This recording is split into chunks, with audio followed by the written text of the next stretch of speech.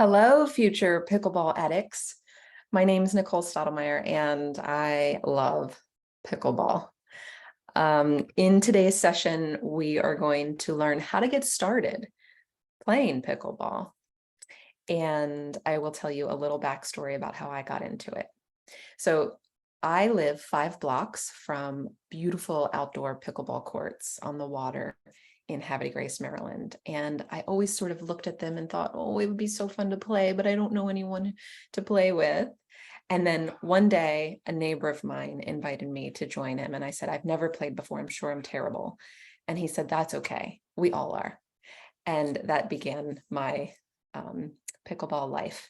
And I really enjoyed playing all through COVID. It was the only thing I felt safe doing. And the community and the exercise and the social aspect just kept me coming back day after day. So if you are like me and you have been longingly looking at pickleball courts and trying to figure out how to get started playing, if you don't have someone who's invited you yet, or maybe you do, I'll give you some ideas on how to get started. Okay, so first, what do you need? So you're going to need, first and foremost, a pickleball paddle. It's not a tennis racket. It's a pickleball paddle. Some people call it a pickleball racket. So now you know. Pickleball paddle. And they make them in lots of different brands and colors and different thicknesses. This one is pretty thick. They make ones that have shorter or longer handles, narrow or wider grips, depending on how big your hand is. But most importantly is the weight. This paddle is on the light side because I have some neck issues. So it is better for me. If you're a big, strong guy, you might go for a little bit of a heavier paddle, but I would recommend not getting anything bigger than 8 ounces. I'd also recommend not using a wooden pickleball paddle. If you already have one, fine, like go for it. But if you're going out to buy one, I would stay away from wooden paddles, and I would stay away from paddles heavier than 8 ounces. Okay, so you've got your pickleball paddle. You can get them at Walmart for like 25 bucks if you just want to start. You can also get them on Amazon. There's a lot to choose from. If you live near a store that sells them, like a sporting goods store or a tennis store, then you can go in and maybe try them out and sort of see which one feels good, and the sales rep can help guide you. The next thing you'll need is your pickleball. And I have 2 here to show you. This is an outdoor ball. This is an indoor ball. If you look, you might immediately be able to see what the difference is between these, other than the color. So the indoor ball, you might notice, has much bigger holes. There's 26 holes in this ball, whereas the outdoor ball has, I think, 40 holes, and they're smaller. The reason the outdoor ball has fewer smaller holes, but more of them, is to compensate for wind. And they're a little bit harder, which makes them more durable. So you got your indoor ball and your outdoor ball. Now, can you play with an indoor ball outdoors? Can you play with an outdoor balls indoors? Yes. But generally speaking, those are the reasons why they're different. If you're just starting out and you don't know what kind of balls to buy, you can just get some cheap balls. If you are like, no, I want to buy like a decent ball, then I would recommend the Onyx, O-N-I-X. The Onyx Pure 2, I think, is a great beginner ball. Okay. The next thing you need are the right shoes. Now, you might be tempted to just wear your running shoes. That's not really great because running shoes are designed to go one direction, forward. What you'll want to get is a pair of court shoes, specifically pickleball shoes, or tennis shoes, or if you have any other kind of outdoor court shoe or indoor court shoe, that would be great. So this one has support in all directions. See how it's stiff? It is not a running shoe. So it will help you go in all the different directions that you'll need to go. This is a men's pickleball shoe. This is, it actually says pickleball on it, in case you forget what it's for. This is the K-Swiss brand. It's a popular pickleball shoe. I have the Babolar because my feet are quite narrow. So that's the brand that I've been wearing and I like. Find the shoe that fits. Find the shoe that's good, comfortable for your foot. Skechers just launched pickleball shoes, about $100 a pair. And I haven't tried them yet, but I love the regular Skechers. So if you're a Skechers fan, maybe you'll try those. Okay, so you've got your shoes.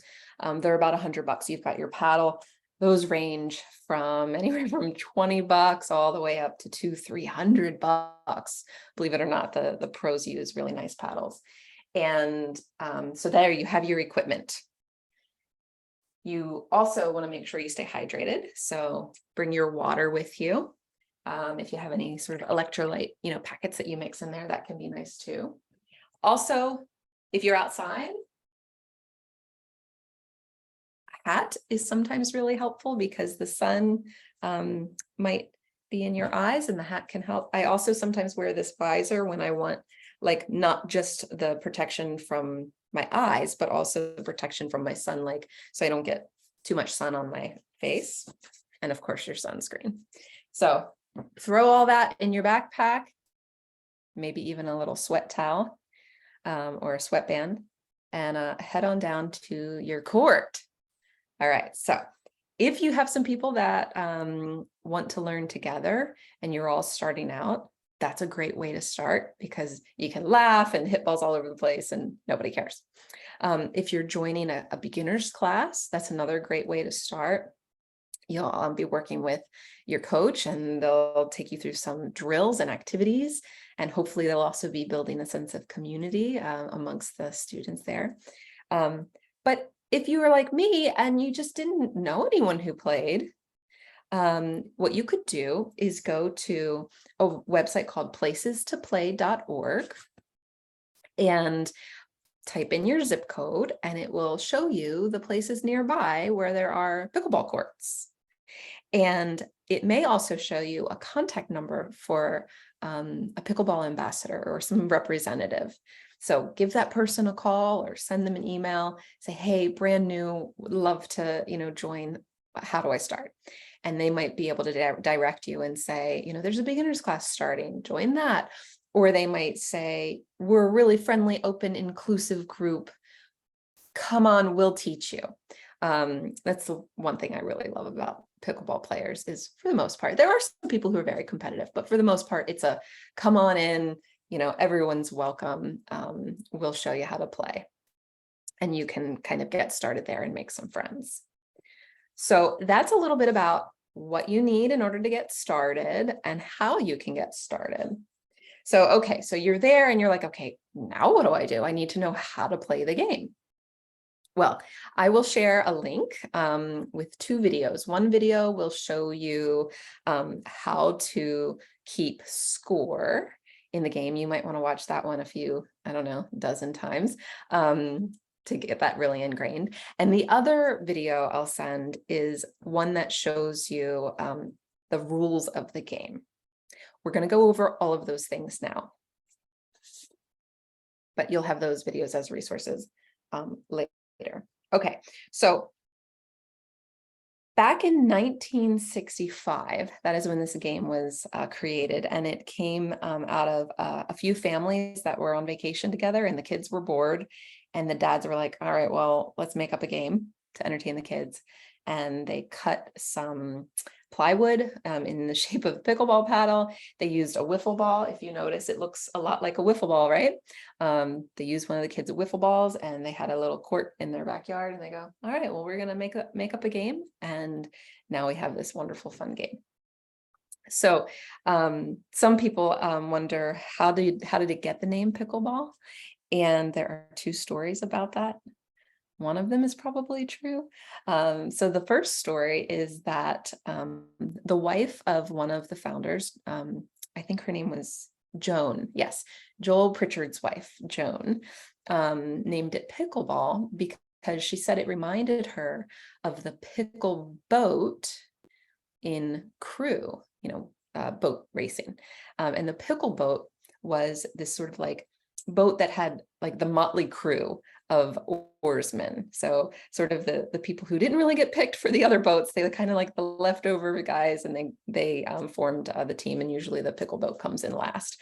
So I sort of think that's kind of great. It sort of represents the community, just like throw a bunch of people together and play a game, and you don't have to be great at it unless you really try and want to be, and then you can go to competitions and enjoy that sort of thing if you're interested. Okay, so how do you play the game and how do you score the game? All right.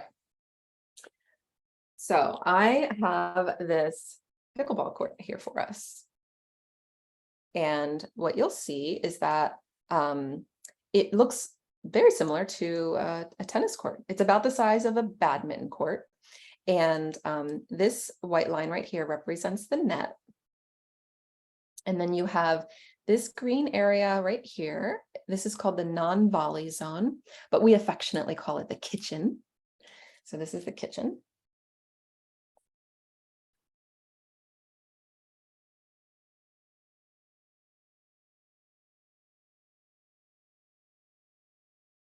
All right. And that's on both sides of the net, the kitchen in here and the kitchen here. Okay. And then on this side, you have this service court and this service court, and then the same over there.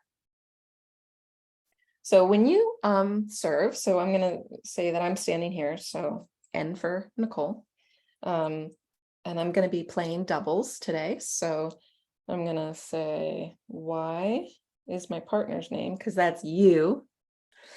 And over here, we're playing Bob and Kathy.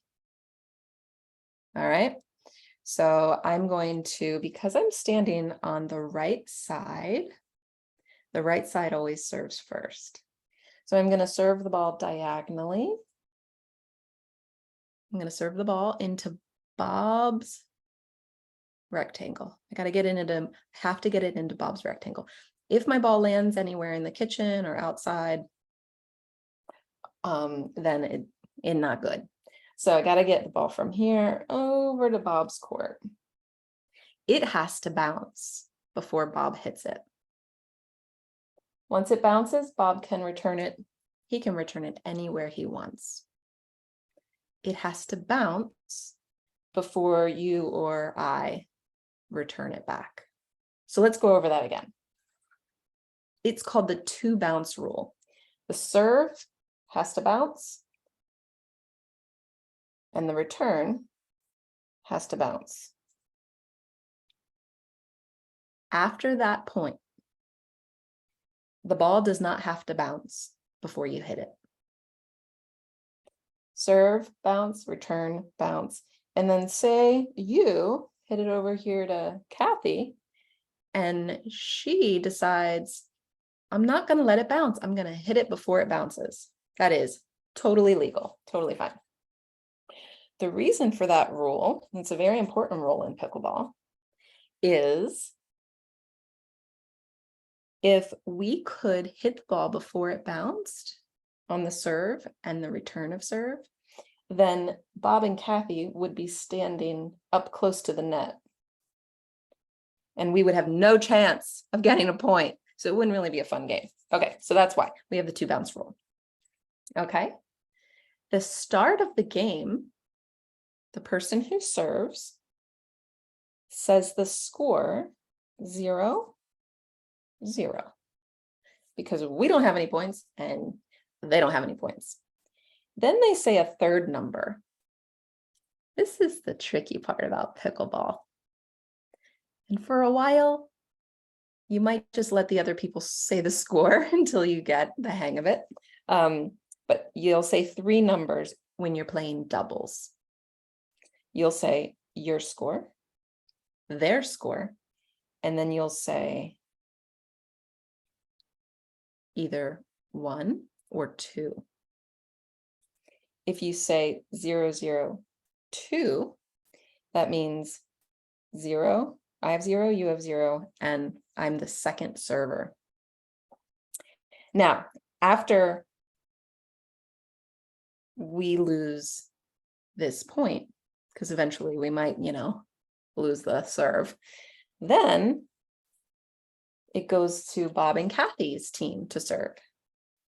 And Bob says the score because he's on the right side of the court. Can you see that, I hope?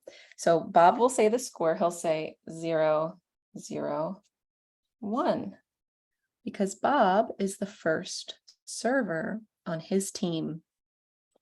So Bob will serve. What will have to happen before I hit it back? Remember, he has to serve diagonally. Boop. What will have to happen before I hit it back? It has to bounce. And then I hit it back. Say I hit it right back to Bob. What has to happen before Bob hits it back? To bounce rule, it has to bounce. Okay. Then let's say Bob hits it to you. You have a choice. You can let it bounce if you want, or you can hit it out of the air. The technical term for that is a volley. So you're allowed to do that because it's already bounced twice. So let's say Bob had an awesome serve. I just barely returned it. Bob and Kathy's team are quite good. They returned the ball again, and I missed it. So they get a point. And because Bob just served to me and he won the point, he's not going to then just keep serving to me because, well, that wouldn't be fun.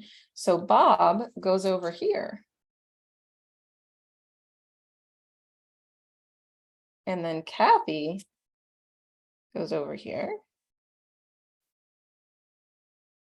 And Bob continues to serve until they lose the serve. So Bob will serve, he'll say the score, which is now, because he won a point, he'll say 1, 0, 1, because he's still the first server for his team for this round. He'll serve the ball diagonally to you. It'll bounce. You return it wherever you want. You can return it wherever you want. It has to bounce. And then after that, it can bounce if we want to let it bounce, or we hit it out of the air. We volley it. All right, so they did another really good play. They won another point. They're kicking our butt so far. They switch again. Bob now goes over here. And he serves to me. But before he serves the ball, he says the score, which is 2, 0, 1. Because he's still the first server on his team for this round.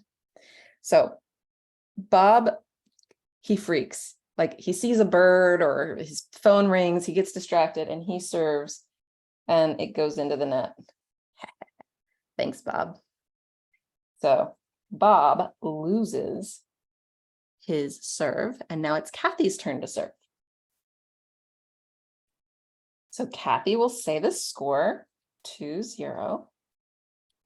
And because she is the second server, she'll say 2, 0, 2. Kathy will serve, it'll bounce. Our team will return it, it'll bounce. And then we keep playing until somebody hits it out or somebody hits it into the net. Or if the ball bounces more than once, like you don't get to it after it bounces once, then they win another point. So those are the 3 ways that you can win a point. Okay. So Kathy hasn't been playing quite as long as Bob. So she serves, but she doesn't win the point. So the serve comes back to us. And because I'm on the right side of the court right now, I will serve the ball and I'll say 0, 2, because we have 0 and they have 2. And then I'll say 1, because I'm the first server on this side. Now, do you remember back when I first started this? I started saying we start the game 0-0-2. That's because the first serve of the game is 0-0-2. The reason is the only team that can score a point is the serving team. So that's a little bit of an advantage of this, so that you get to serve the ball the first serve of the game, right? So in order to level that advantage out a little bit, the first serving team of the game only gets one server's round of serving. So I can win a point and go here and serve, and we can win that point and go here and serve, and back and forth and back and forth and back and forth. We could get 6 points before we have to hand it over to Bob and Kathy, but nonetheless, that's how that works. So that is a brief description of how to score for doubles play. You can also play pickleball one-on-one. You're going to get more of a workout. You're going to sweat more. It's going to be a lot of fun. But if you play one-on-one, then it's a little bit different. You don't have to say 0-0-2 because there's no second person to serve. So you just say the score. So you just say 0-0. If you win the point, you go over here and you say 1-0. If you win that point, you go back over there and now it's 2-0. If you win that point, it's 3-0. If you lose that point and it goes over to Bob, Bob will say 0-3 and he'll serve the ball diagonally to this side, because you always serve from the right side of the court first. And then if he wins a point, he gets to say 1-3, and he serves from here to here. After the serve, you can hit the ball here, you can hit the ball here, you can hit the ball wherever you want.